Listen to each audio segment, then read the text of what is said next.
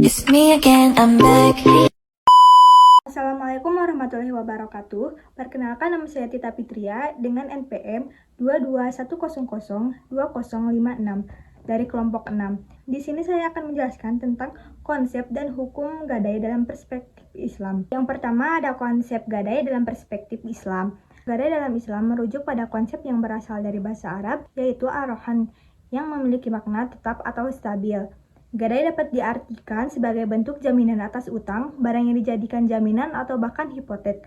Dalam beberapa kasus, istilah al-habs atau penahanan juga digunakan, yang mengacu pada tindakan menahan harta atau barang yang dipinjam oleh peminjam sebagai jaminan atas pelunasan utang yang mereka ambil. Selain itu, gadai juga bisa diinterpretasikan sebagai praktik peminjaman uang dengan cara menyerahkan barang sebagai jaminan dalam batas waktu tertentu. Menurut istilah, ar-rahan berarti menjadikan satu harta sebagai jaminan atau suatu hutang, atau jal al-mal watsiqoh bidain. Dalam Islam, gadai adalah hasil gabungan antara gagasan gadai dalam hukum perdata dan tradisi, terutama yang berkaitan dengan pokok-pokok perjanjian gadai sesuatu dengan ajaran Islam. Ini mencakup objek-objek yang memiliki nilai harta tanpa memperhatikan apakah objek tersebut bergerak atau tidak bergerak. Gadai dapat dijelaskan sebagai sebuah perjanjian yang melibatkan barang sebagai jaminan atas utang, di mana jika utang tersebut tidak dibayarkan dalam waktu tertentu, barang jaminan tersebut dapat dijual untuk melunasi utang tersebut. Selanjutnya ada hukum gadai. Berdasarkan Al-Quran, Sunnah, dan Ijma, hukum gadai atau rohan dibenarkan dalam Quran Surat Al-Baqarah ayat 283, yang artinya, jika kamu dalam perjalanan sedangkan kamu tidak mendapatkan seorang pencatat, hendaklah ada barang jaminan yang dipegang. Akan tetapi, jika sebagian kamu mempercayai sebagian yang lain, hendaklah yang dipercaya itu menunaikan amanatnya atau utangnya, dan hendaklah dia bertakwa kepada Allah, Tuhannya. Janganlah kamu menyembunyikan kesaksian, karena siapa yang menyembunyikannya, sesungguhnya hatinya berdosa. Allah Maha mengetahui apa yang kamu kerjakan. Sedangkan dalil dari As-Sunnah adalah hadis yang diriwayatkan oleh Imam Bukhari dan Muslim dari Aisyah berkata, yang artinya bahwasanya Rasulullah membeli makanan dari seorang Yahudi dan meminjamkan atau menggadaikan kepadanya baju besinya. Hadis riwayat Bukhari dan Muslim. Jadi dalam Islam, hukum gadai atau rohan dibolehkan atau dibenarkan sesuai dengan Al-Quran dan hadis yang tadi dibacakan. Sekian materi dari saya. Wassalamualaikum warahmatullahi wabarakatuh. Assalamualaikum warahmatullahi wabarakatuh. Halo everyone, perkenalkan nama saya Elsa Yulianti dengan NPM 221002093 dari kelompok 6. Setelah mendengar pemaparan materi dari teman saya, di sini saya akan memaparkan materi mengenai syarat sah gadai dalam hukum Islam. Apa saja sih rukun dan syarat sah dalam gadai hukum Islam itu? Yang pertama, rahan. Rahan yaitu orang yang menggadaikan. Orang di sini tuh dapat dikatakan sebagai subjek hukum yang memenuhi ketentuan sudah dewasa, berakal, dan dapat dipercaya, serta memiliki barang yang akan digadaikan. Yang kedua yaitu murtahin. Murtahin yaitu orang yang menerima gadai. Murtahin merupakan orang, bank, atau lembaga yang dipercaya oleh rahin untuk mendapatkan modal dengan jaminan barang atau gadai tersebut. Adapun ketentuan rahin dan murtahin yaitu orang yang cakap dalam perbuatan hukum yang sesuai dengan syariat Islam, yaitu berakal dan juga balik. Dan yang ketiga ada marhun atau rahan, yaitu barang yang digadaikan. Adapun marhun yaitu barang yang dijadikan jaminan untuk mendapatkan hutang atau modal. Dalam operasional pegadaian syariah ada juga persyaratan atau ketentuan dari marhun tersebut. Yang pertama, dapat diperjualbelikan, dan yang kedua, harus berupa harta yang bernilai. Yang ketiga, harus dapat dimanfaatkan secara syariah. Yang keempat, harus diketahui fisik dari bendanya itu tersebut. Dan yang kelima, harus milik rahin sendiri. Ada juga syigot. Syigot atau biasa juga disebut dengan akad, yaitu merupakan lafaz yang diucapkan oleh kedua belah pihak dalam transaksi gadai tersebut. Nah, berdasarkan uraian di atas dapat disimpulkan bahwa gadai atau rahan itu meliputi yang pertama merupakan lembaga jaminan. Yang kedua, objeknya memiliki nilai yang ekonomis.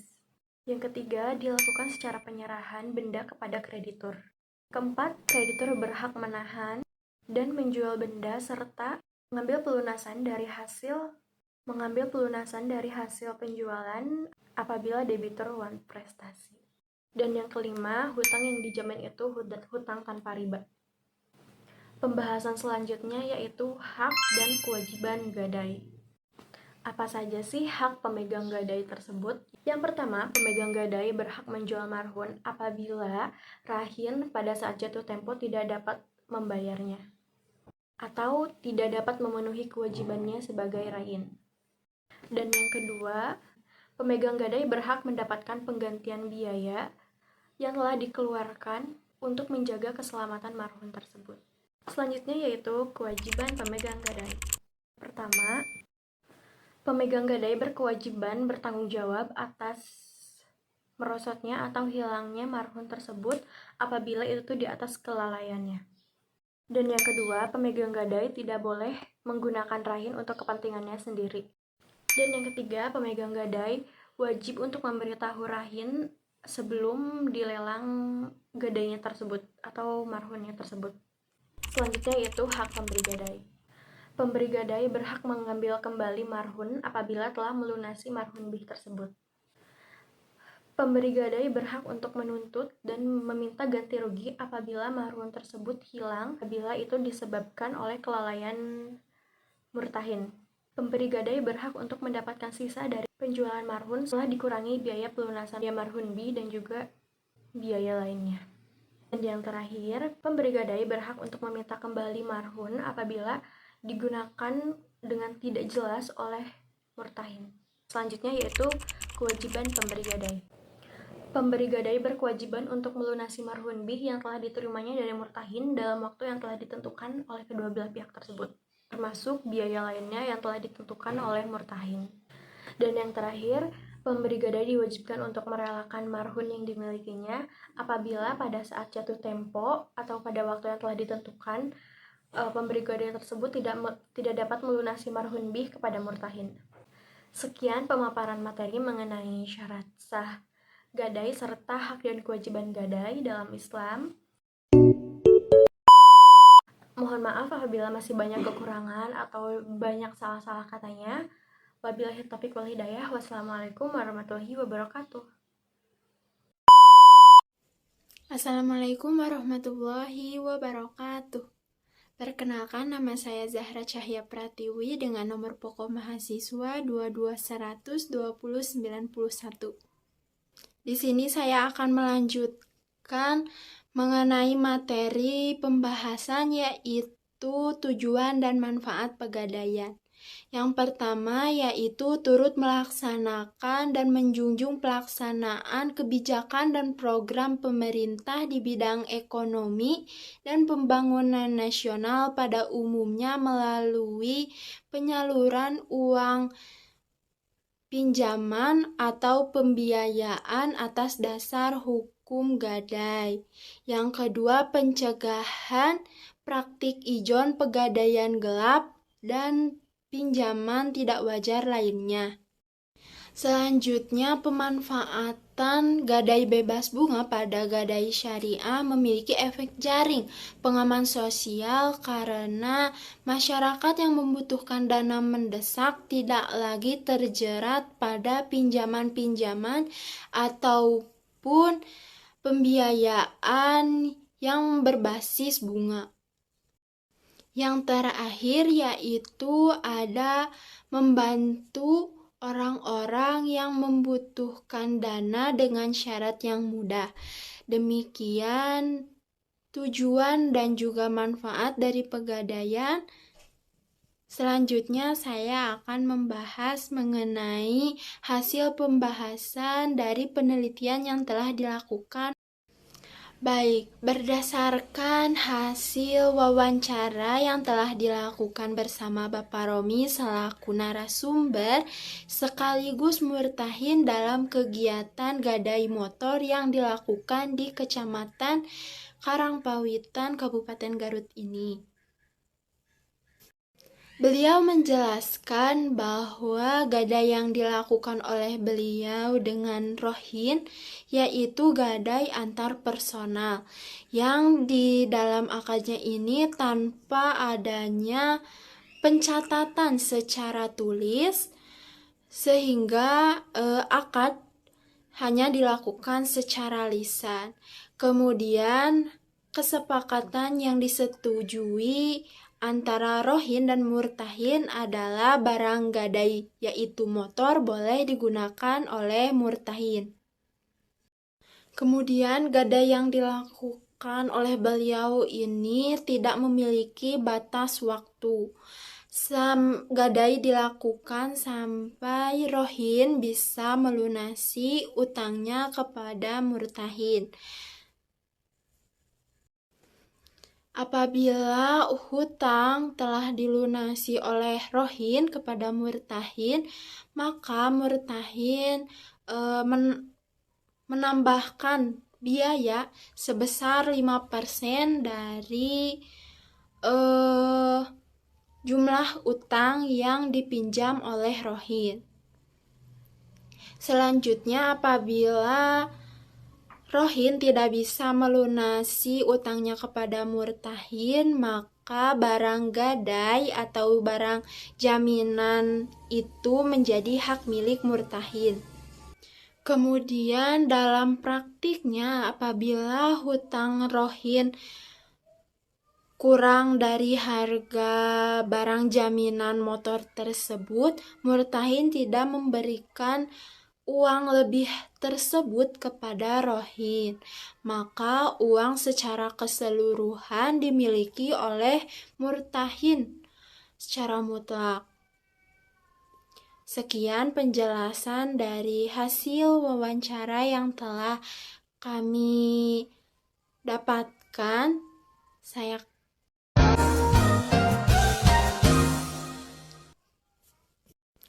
Sekian dari saya. Mohon maaf apabila ada kesalahan. Saya serahkan kepada teman saya selanjutnya. Perkenalkan, nama saya Hamka Syifa Aulia dari kelompok 6 Pegadaian Syariah. Saya akan menyampaikan tinjauan fikih muamalah pada pelaksanaan gadai motor di Kecamatan Karangpawitan, Kabupaten Garut. Yang mana ini merupakan judul yang kami angkat daripada kasus yang sedang atau yang kami teliti berupa gadai motor. Di dalam kasus tersebut, di Kabupaten Garut, gadai motor dilakukan dengan cara tidak tertulis ataupun antara murtahin dan rohin tidak melakukan akad secara tertulis, tetapi hanya berupa lisan semata, yang mana ketika rohin ingin meminjam uang untuk kebutuhannya, maka murtahin mengucapkan ya dan mana barang jaminannya tersebut. Jika ditinjau dalam fikih muamalah dalam agama Islam, terdapat dalam surat Al-Baqarah ayat 282 dan 283, yang mana ayat 282 ini berbicara tentang hutang piutang, dan kemudian dilanjutkan di ayat berikutnya yaitu terkait pergadaian. Nah, di dalam ayat 282 yang berbunyi, ya ayyuhalladzina amanu idza tadayantum bidainin ila ajalin musamman faktubuh. Yang artinya, wahai orang-orang yang beriman, apabila kamu melakukan hutang piutang untuk waktu yang ditentukan, maka hendaklah kamu menuliskannya. Secara tekstual saja, di dalam ayat tersebut dijelaskan dan dianjurkan untuk menuliskan hutang piutang atau akad hutang piutang.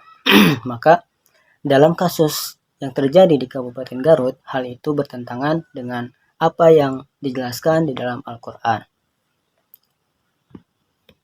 Kemudian yang selanjutnya, pada kasus yang terjadi di Kabupaten Garut, gadai yang terjadi bisa dikatakan ketika rohin tersebut sudah melunasi ataupun sudah habis masa hutangnya dan rohin tidak bisa melunasi hutang yang ada, maka barang jaminan tersebut akan dijadikan sebagai tebusan. Nah, di dalam kasus tersebut, murtahin ketika barang tersebut lebih tinggi nilainya daripada hutang yang ada, murtahin tidak memberikan uang kelebihannya tersebut kepada rohin. Dan jika dikaji dalam tinjauan fikih muamalah dan pandangan daripada Islam, hal itu tidak diperbolehkan. Di samping ia merupakan bentuk kezaliman yang mana merampas hak orang lain serta merampas harta orang lain. Hal itu juga berkaitan dengan kewajiban pemberi gadai, yang mana ketika rohin tidak bisa melunasi hutangnya secara penuh dan barang jaminan tersebut dijadikan tembusan, ketika barang jaminan tersebut sudah dilakukan transaksi ataupun pelelangan dan ada kelebihan dari harta tersebut, maka murtahin wajib ataupun rohin mempunyai hak untuk mendapatkan uang kelebihan tersebut.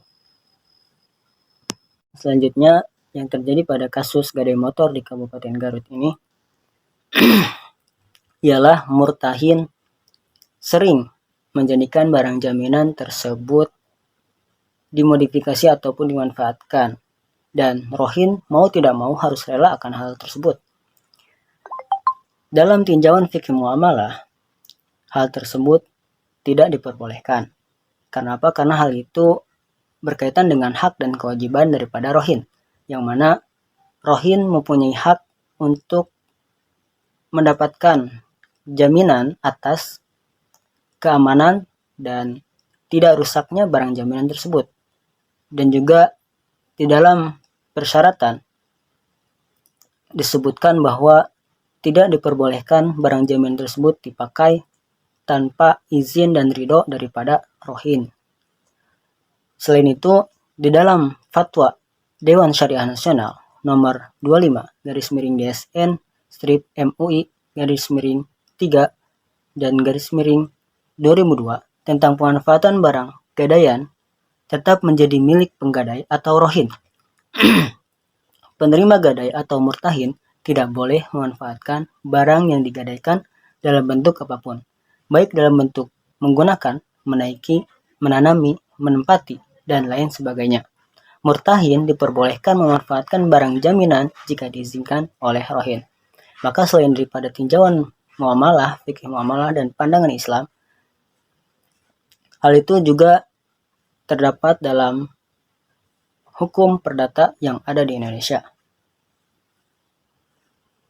Kemudian yang terakhir, yang terjadi pada kasus gadai motor di Kabupaten Garut ini, sistem yang dianut ataupun yang dipakai dalam gadai motor ini tentunya sangat berpatokan pada sistem konvensional yang ada di bank-bank umum konvensional. Ketika seorang yang membutuhkan uang ataupun disebut sebagai peminjam, kemudian ia tidak bisa melunasi hutang, maka terdapat ataupun bisa dikatakan setiap transaksi yang terjadi berupa peminjaman, maka di situ terdapat tambahan dari hutang yang ada. Contoh, ketika saya meminjam uang 5 juta, maka terdapat tambahan biaya sebesar 1 juta, maka yang harus saya bayar ialah sebesar 6 juta. Hal tersebut dinamakan dengan interest atau bunga. Nah, pada kasus gadai motor di Kabupaten Garut tersebut melakukan ataupun menerapkan hal yang sama. Ketika seorang rohin membutuhkan uang dan dipinjamkan oleh murtahin, maka murtahin memberikan persyaratan yang mana 5% daripada uang yang dipinjamkan. Hal tersebut jika ditinjau dalam fikih muamalah dan dalam pandangan Islam, disebutkan bahwa di dalam Al-Quran, Quran Surat Al-Baqarah ayat 275, menegaskan bahwa riba itu haram. Yang mana ayatnya berbunyi, alladzina ya'kuluna riba la yaqumuna illa kama yaqumul ladzi yatakhabbathu asy-syaitanu minal mas Dzalika bi'annahum qalu innamal bai'u mithlu riba. Yang artinya orang-orang yang memakan bertransaksi dengan riba tidak dapat berdiri kecuali seperti orang yang berdiri sempoyongan karena kesurupan setan. Demikian itu terjadi karena mereka berkata bahwa riba itu seperti jual beli. Dalam penetapan yang terjadi dan yang telah disepakati oleh fatwa MUI berdasarkan kias dan ijma para ulama yang lainnya, disebutkan bahwa di dalam fatwa MUI nomor 1 tahun 2004 tentang bunga atau interest, yang mana mereka mengkiaskan bunga dengan hukum riba yang ada di dalam ayat tersebut. Dalam fatwa DSNO MUI nomor 1 itu dikatakan bahwa para ulama mengambil tindakan bahwa bunga di bank sama halnya dengan riba. Maka hal itu berlaku terhadap non-lembaga yang menerapkan hal yang sama, konsep hal yang sama. Maka dari itu, pada kasus gadai di Kabupaten Garut, hal itu tidak diperbolehkan.